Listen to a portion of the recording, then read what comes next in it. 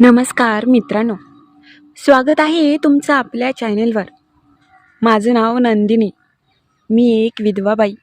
काही वर्षांपूर्वी माझे मालक वारले होते. तेव्हापासून मी एकटीच माझा संसार सांभाळत होते. आमचं शेत पण होतं. मी शेतात पण कामाला जात असायचे.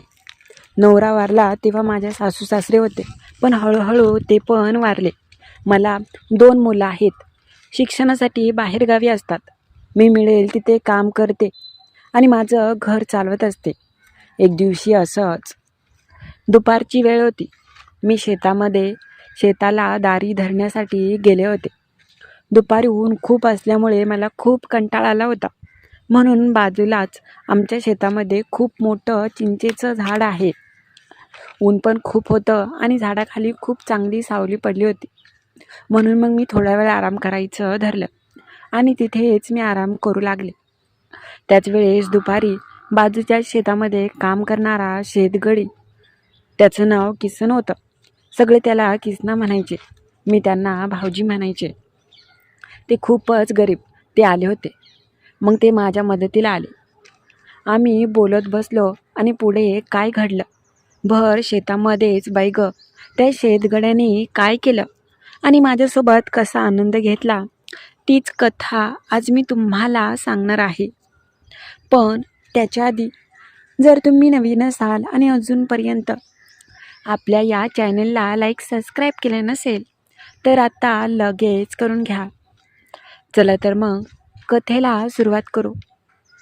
नमस्कार मित्रांनो, माझं नाव नंदिनी आहे. तशी मी अगदी 35मध्ये, पण माझ्याकडे पाहून माझ्या वयाचा अंदाज नाही येणार. अंगाने अगदी सडपातळ. चेहरा माझा सावळा जरी असला तर मी सांगेल ते आणि मिळेल ते काम करायचे. घरची परिस्थिती माझ्या खूपच हालाकीची आणि गरिबीची होती. मोजकं शेत होतं. माझ्या नवऱ्याच्या वाट्याला आलेलं शेत मी करत असायचे. एवढं पाणी पण नव्हतं. भावकीमध्ये सगळ्यात एक विहीर होती आणि आठवड्याचा 1 ते 2 दिवस यायचे आमच्या वाट्याला. शेतामध्ये यावेळेस गहू केला होता आणि त्यामुळे खुरपण्याचं, त्याला पाणी देण्याचं सगळं काम असायचं. त्या दिवशी मी घरात सकाळी लवकर उठले होते. उठल्यानंतर आधी स्वयंपाकाचा राडा. एकटीपुरता किती लागतोय स्वयंपाक. मी एकटीच राहायचे. माझे सासू सासरे काही दिवसांपूर्वीच ते पण वारले होते. माझे सासरे खूपच आजारी असायचे आणि सासूबाई थोड्याशा अंगाने जाड होत्या.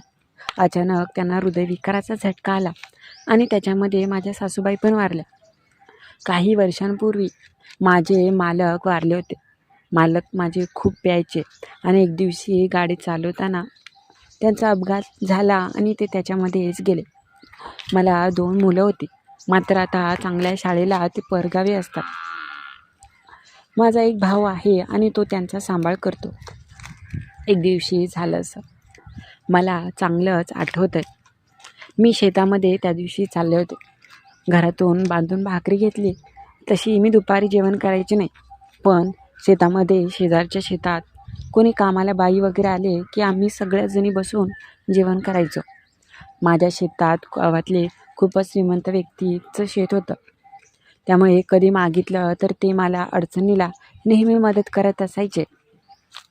कधी पाणी जर नाही माझ्या वाट्याला आलं तर ते कधी शेतामध्ये पाणी पण द्यायचे. त्यांच्या शेतामध्ये नेहमी कामाला कोणी ना कोणी असायचं. त्याच्यातलाच एक शेतगडी होता किसन. तो मला नेहमी खूप चांगल्या पद्धतीने बोलायचा. तो खूप वर्षांपूर्वीपासून त्या शेजाऱ्यांच्या शेतामध्ये घरगडी म्हणून कामाला होता आणि नेहमी तो मला शेतामध्ये दिसायचा. मी गेल्यानंतर नेहमी माझी मदत करायचा. त्या दिवशी मला चांगलंच आठवतं आहे. मग सगळं झाल्यानंतर मी चालतच घरापासून शेत साधारणतः 2-3 किलोमीटर असेल, चालतच शेतामध्ये आले होते. खूपच कंटाळा आला होता. शेतात मी पाणी धरत होते गव्हाला. झाल्यानंतर दुपारच्या वेळी नेमकी लाईट जायची. अगदी 1-2 तास लाईट नसलं की शेताचं भरणं होत नसायचं. मग काय, त्या दिवशी मी तिथं होते म्हणून मग मी आराम करायचं ठरलं. भूक तर लागली नव्हती, तरी पण मी थोडंसं खाऊन घेतलं. शेतामध्ये एकटे असल्यावर अजिबात करमत नाही. आणि शेजारच्या शेतामध्ये पण आज कोणीच गावातल्या बायका दिसत नव्हत्या. नाहीतर नेहमी काही ना काही कामासाठी त्या असायच्या. त्याच कोणीच दिसत नव्हतं. शेतामध्ये खूप असं चांगलं चिंचेचं झाड आहे आणि तिथेच मग सावलीला आम्ही जाऊन पडले. तहान पण खूपच लागली होती आणि विहिरीतलं पाणी काढायचं म्हटलं भीतीच वाटायची मला. म्हणून मग मी तिथे झाडाखाली आराम करायचं धरलं. थोड्या वेळाने कोणाच्या तरी आवाजाने मला जाग आली आणि मग मी मोड झाली माझी. पाहते तर तो किसन होता. मी त्यांना भाऊजी म्हणायचे. काय हो वहिनी, चांगलाच डोळा लागलाय तुम्हाला, असं म्हणत ते त्या झाडापाशी आले. मी अगदीच ताडगीरनं उठून बसले. म्हटलं की नाही हो कुठे तवा, पण बरं वाटतंय आपलं दुपारचं. तो म्हटला हां निवांत आहे काय मग आज, असं मी विचारलं.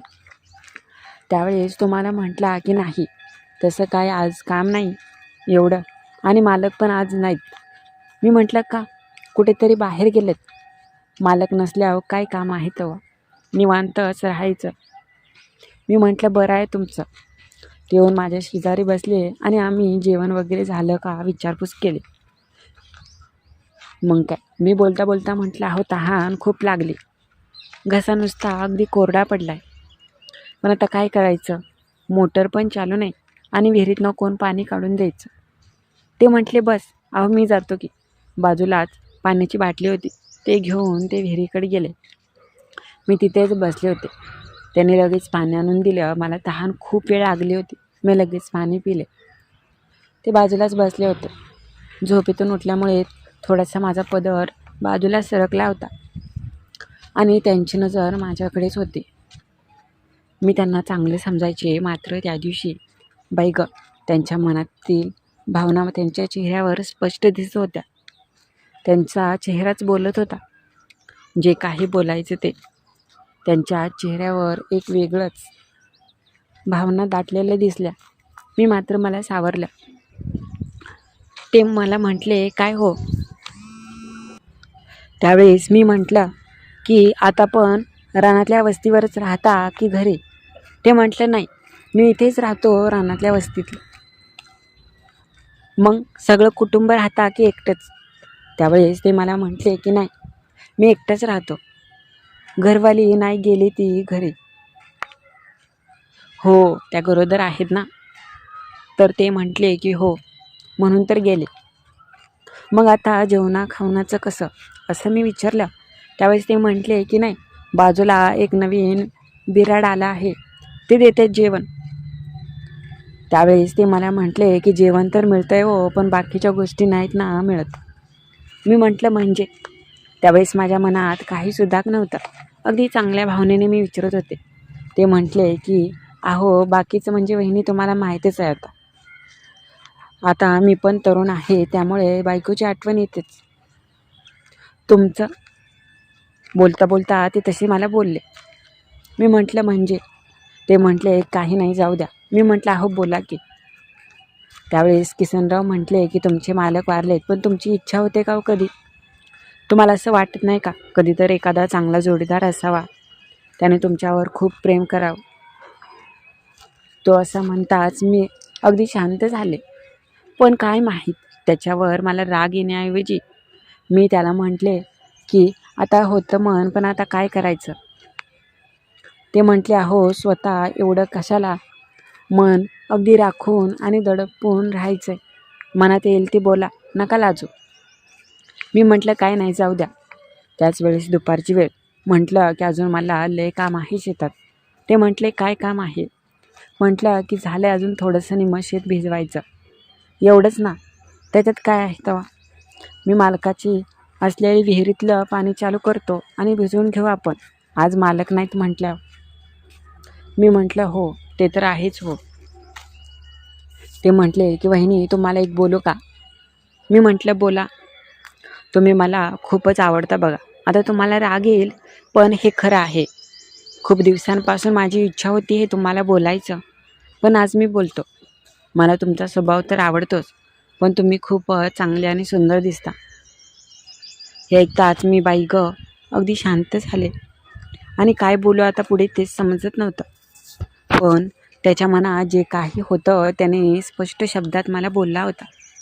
असाही तो चांगलाच होता वागायला आणि मला नेहमी मदत करायचा. तो म्हटला की तुम्ही अशा एकट्या दिसल्या तरी कसं तरी होतं. असं वाटतं की आता तुमच्या जवळ यावं आणि भरपूर मनासारखं.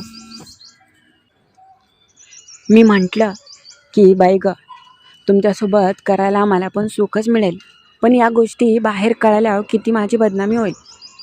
ते म्हटले की तुम्ही नका काळजी करू, कोणाला समजणार आहे.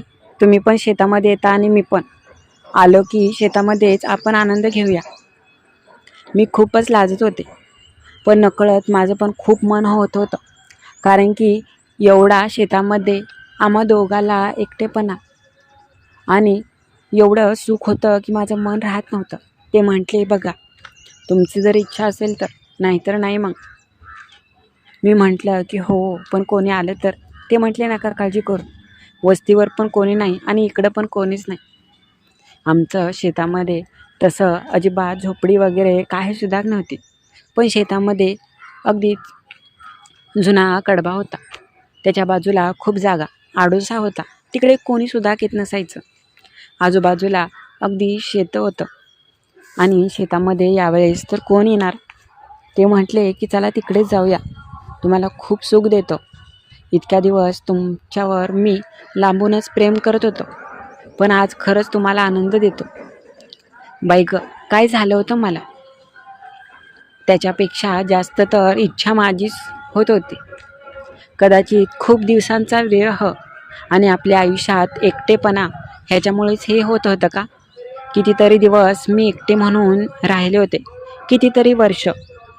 माझं पण खूप मन व्हायचं, मात्र नेहमी घराच्या इज्जतीसाठी मी स्वतःचं मन मारत राहत होते. त्यावेळेस मग मी आता ठरवलं होतं, जे मनात इच्छा आहे ते पूर्ण करायचे. मग काय, मी म्हटलं मी जाऊन तिथे थांबते, तुम्ही थोड्या वेळाने या. तो म्हटला की बरं. बाई ग, किसन तसा दिसायला धनदाकड दिप्पड होता, चांगल्या चांगल्या तरुणाला लाजवेल असंच तो दिसायचा. रोज शेतामध्ये काम करून अगदी पिळदार आणि खूपच निबर झालेलं त्याची शरीर रचना अगदी सहज कोणाला पण स्वतःच्या प्रेमात वेडपिसा करेल. मग काय, तो मला तिथे घेऊन आला. मग आजूबाजूला कोणीसुद्धा नव्हतं. त्याच्यापेक्षा जास्त घाई तर मला झाली होती. त्याने मला जवळ घेतलं आणि मी लाजले. म्हटलं की बाई ग भाऊजी, दमानी, मी तुमचीच आहे. तो म्हटला की हो, आजपासून तुला मी अगदी राणीसारखं ठेवणार आहे, पण जेव्हा मी म्हणेल तेव्हा मला सुख मिळालं पाहिजे. मी म्हटलं हो, मी तुमची आहे म्हटल्यावर तुम्हाला कधी नाही म्हणणार नाही. तुम्ही म्हणाल ते मी करेन.